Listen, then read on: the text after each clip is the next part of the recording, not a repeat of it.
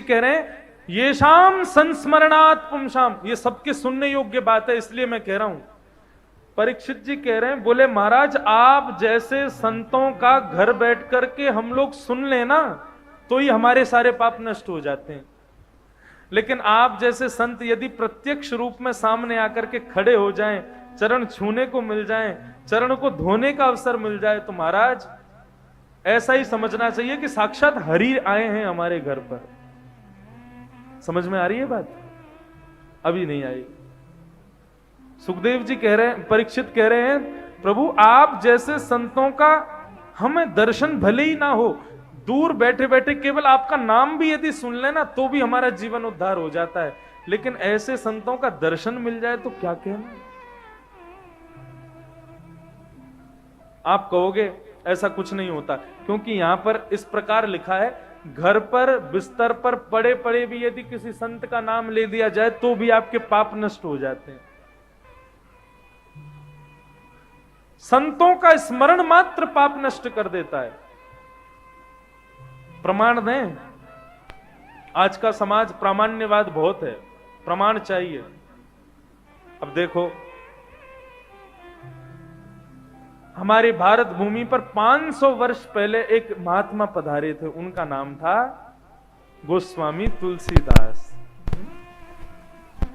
500 वर्ष हो गए तुलसीदास जी महाराज को।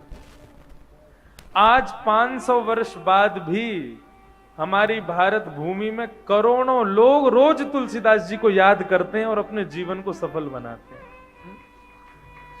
अरे कुछ और भी नहीं करते तो तुलसीदास सदा हरि चेरा की जयनाथ हृदय मंडेरा। हनुमान चालीसा के माध्यम से भी हम तुलसीदास जी को तो स्मरण करते हैं। बच्चे को डर लग रहा है, भय लग रहा है, तब भी तुलसीदास जी की हनुमान चालीसा सुनाते हैं। नवरात्रि का समय आ गया, कुछ तो करना चाहिए, तो रामायण का पाठ शुरू कर देते हैं। किसने लिखी रामायण? तुलसीदास जी ने लिखी। चलो ये तो रही बात तुलसीदास जी की। आज की यूनिवर्सिटी में बड़े बड़े बालक भी मीराबाई के ऊपर, कितनी बड़ी बड़ी यूनिवर्सिटी में फिलॉसफी कर रहे हैं। मीराबाई कौन है? भगवान की भक्त है। मीराबाई का स्मरण मात्र हम लोगों को पवित्र कर देता है। और सबों को छोड़ो, आप लोग भागवत की कथा सुन रहे हो, भागवत में ध्रुव की कथा आती है, प्रहलाद की कथा आती है, सुखदेव की कथा आती है, परीक्षित की कथा आती है। इन सब में से किसी को हमने नहीं देखा, इन सबका केवल स्मरण करने से हम लोगों का जीवन पवित्र हो रहा है।